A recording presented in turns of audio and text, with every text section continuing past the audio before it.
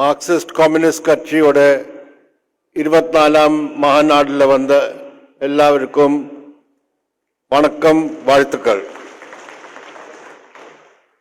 The Party Congress is the most important and supreme forum for the Communist Party.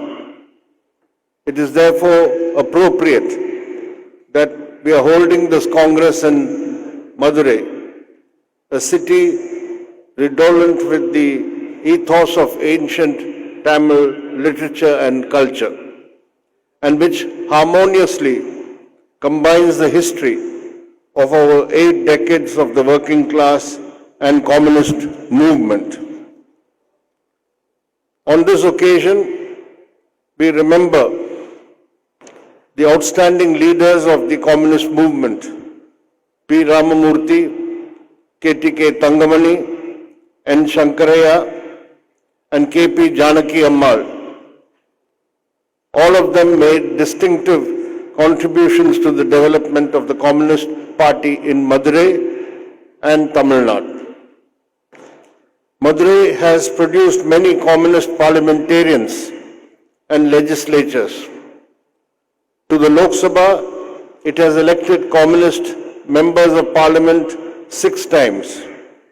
K.T.K. Tangamani in 1957, P. Ramamurthy in 1967, P. Mohan in 1999 and 2004, and the current incumbent Su Venkatesan 2019 and 2024.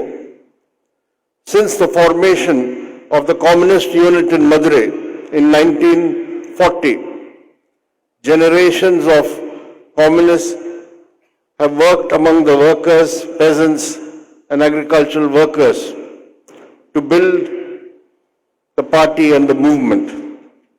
We remember their contributions of all these communist men and women. I salute the memory of our martyr, Comrade Leelavati, a municipal councillor of the party in the city, who was killed by local criminal elements in 1997 for defending the people's interests. There are other innumerable martyrs produced in Madurai who sacrificed their lives in the cause of the working class. But there are so many, but I cannot name them all. There are on the dais 5 comrades who attended the 9th Congress of the CPIM held in Madurai in this very grounds, Tamugam grounds, 53 years ago. They are Comrade S. Ramachandran Pillai, Comrade Pinarayi Vijayan, Comrade Biman Basu, Comrade Manik Sarkar, and Comrade N. Ram. All of them are on the dais who attended the 9th Congress as delegates. This party Congress is being held at a poignant moment for us. The General Secretary of the party, Comrade Sitaram Yechury, under whose leadership the preparations for the party Congress began, is no more with us. Faced with the unexpected situation, the Politburo and the Central Committee have worked collectively and unitedly to fulfill all the work for the holding of the 24th Congress. We shall forever cherish Comrade Sitaram's distinctive contributions to the theory and practice of Marxism. Comrades and friends, the main job of the Party Congress is to formulate a political tactical line which will set the direction for the party's political work. For this, it is necessary to have an accurate grasp of the essence of the political situation today, the class nature of the government and the ruling party, and the balance of class forces that exist. This exercise at times can be a complex one. However, at the present moment, it is relatively simple. Just ask three questions. Firstly, who claims to be the friend of Donald Trump? Second, who is the close friend of Gautam Adani and Mukesh Ambani? And third, who owes total loyalty to the Rashtriya Swayam Sevak Sangh? The answer to all these three questions is the same: Narendra Modi and the Bharatiya Janata Party. Prime Minister Narendra Modi and his government represent the Hindutva corporate nexus that is closely allied to US imperialism. It is the BJP, RSS and the Hindutva corporate nexus underpinning it that needs to be fought and defeated. From coming to such an easy conclusion, a more complex question arises of how to fight the BJP RSS combined effectively so as to isolate them and reverse the rightward shift. As Marxists, we know that no political domination that is exercised today by the Hindutva forces is through electoral means alone. This is a dominance acquired through the influence of the Hindutva forces that they exercise in the ideological, cultural and social spheres. This is a dominance enforced through authoritarian attacks on democracy and the Constitution. The political tactical line that we adopt in this Congress should take into account the waging of a multifaceted struggle against the BJP, RSS and the Hindutva forces. The party and the left have been conducting many struggles in defense of the people's livelihood and against the onslaughts of the neoliberal policies. But the masses who have mobilized in these struggles will be politicized only if there is a vigorous campaign amongst them against the reactionary and divisive Hindutva communalism. What is called for is the integration of the struggle against Hindutva communalism and the struggle against neoliberal policies. At this juncture, when we strive for the broadest mobilization of all secular forces against the BJP, it must be borne in mind that it is the left alone which is the consistent force which can firmly and uncompromisingly fight all manifestations of Hindutva and majoritarian communalism precisely because of our uncompromising stand on neoliberal policies. The Modi government in its third term is going ahead with the RSS-driven Hindutva agenda, aggressive neoliberal policies, and reinforcing authoritarianism. In this process, it is displaying neo-fascist characteristics.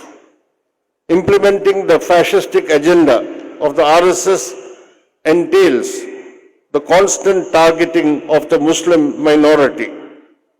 They are marked for persecution through communal violence perpetrated by the Hindutva outfits, aided and abetted by the state machinery in the BJP-ruled states. This state of perennial violence and intimidation directed against the Muslim community is part of the drive to create a permanent communal divide and to effect a pan-Hindutva consolidation. The Modi government has become a byword for crony capitalism. It seeks to privatize new sectors and provide new areas for profit maximization for the big monopolies. As a result, we are seeing unprecedented inequality, with the top 1% of the population owning 40% of the total wealth of the country. There are high levels of unemployment, particularly among youth, increased exploitation of labor through contractualization and informalization, and the fall in the share of wages in the net value added in the industrial sector. The condition of farmers and agricultural workers have also worsened due to the worsening agrarian crisis. The coming period will see an intensification of the class and mass struggles of the working people, and we must be prepared to give a political direction to these struggles. The government is going ahead with the implementation of the 4 labor codes which curtail the rights of workers. These anti-working class laws have to be fought. The central trade unions have given a call for a one-day strike on May 20th, demanding the withdrawal of these 4 labor codes. The left parties and all other class and mass organizations will work to make this strike a resounding success. The fact that the BJP lost its majority in the Lok Sabha and that the NDA does not command a 2/3 majority in either House of Parliament has not stopped the Modi government's authoritarian efforts to reshape the Indian state and the Constitution. The Constitutional Amendment Bill to bring about simultaneous elections to the Lok Sabha and the legislative assemblies is a direct assault on federalism and states' rights. The steps to curtail Parliament, weaken the higher judiciary, and erode the independent status of the Election Commission are still ongoing. Draconian laws like the UAPA and the PMLA are being used against opposition leaders. For the first time in independent India, 2 elected chief ministers were put in jail on so-called corruption charges. The authoritarian centralization drive, trampling upon the federal principle and are trampling upon the federal principle and the rights of the states. There is blatant discrimination in the allocation of funds to the non-BJP state governments. The BJP RSS combine manipulates sub-caste identities to maintain the caste system as the basic framework of social relations in India. The Manuvadi values are being insidiously infiltrated into the social and cultural spheres.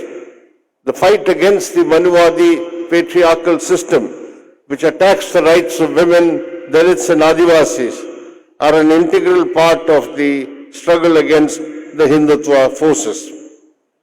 The party Congress will be addressing the prime issue of how to increase the independent strength of the CPIM. Taken the country as a whole, there has to be a planned effort to launch local struggles on class and mass issues, build the party at the grassroots, and streamline the functioning of the party organization. The LDF government in Kerala has been in the forefront in opposing the anti-people policies of the central government. Because the LDF government has sought to implement alternative policies, it is facing hostility and discrimination by the union government.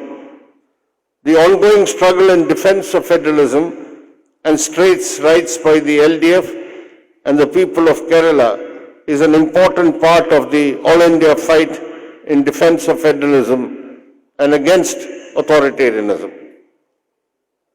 Comrades and friends, the Trump presidency signals a new chapter in the saga of US imperialism. Here is a more naked form of imperialist aggrandizement, territorial annexation, and squeezing the resources of even close allies is the norm. Trump is supporting Netanyahu's plan to obliterate the Palestinians from Gaza. Trump is taking aggressive steps against many countries of the global south. Despite all these, Prime Minister Modi remains supine and proclaims his fealty to Trump. The repercussions for our country are going to be severe. The Modi government is already surrendering India's vital interests on tariffs, on purchase of energy supplies and military equipment. A new front is opening up against the Modi regime and its close embrace of America. The CPIM and the left will be in the forefront against any compromising of India's sovereign interests. We must go forth and rouse the people against imperialist depredations and the servile attitude of the BJP rulers. US imperialism under Trump will launch new attacks through economic and trade wars, political and military interventions on countries around the world. This is the time for the CPIM and the left to actively develop anti-imperialist struggles and expose the pro-imperialist policies of the Modi government. Comrades, from this platform of the Congress, we express our full support and total solidarity with the Palestinian people who are facing a genocide in Gaza for the past 17 months, perpetrated by the brutal Zionist regime in Israel. That attack on Gaza and the killing of ordinary men, women and children is still ongoing there in Gaza. We condemn the shameful betrayal of the Palestinian cause by the Modi government and its blind support to Israel. We also greet the heroic people of Cuba and the Cuban government who have been valiantly opposing the inhuman economic blockade, which is now being further tightened by Trump, which has been imposed for more than 6 decades. We will always stand in support with socialist Cuba. Comrades and friends, this is the time to strengthen left unity and expand left intervention. The left is the only consistent force against neoliberal capitalism and who firmly defend the interests of the working people. It is the left which has the ideological wherewithal and convictions to fight and counter Hindutva neo-fascism. It is only the left which can lead the fight against the imperialist designs on our country. The CPIM will work with all left forces to go forward towards the building of a left and democratic alternative. The CPIM will also renew its commitment to join hands with all secular and democratic forces to forge the broadest unity so that the struggle against the BJP RSS can be successfully concluded. From Madurai, let this call go out loud and clear. All left democratic and secular forces should unite to push back the dark forces of reaction. Let us work together to build a new India on secular, democratic and progressive lines towards people's democracy and socialism. Thank you.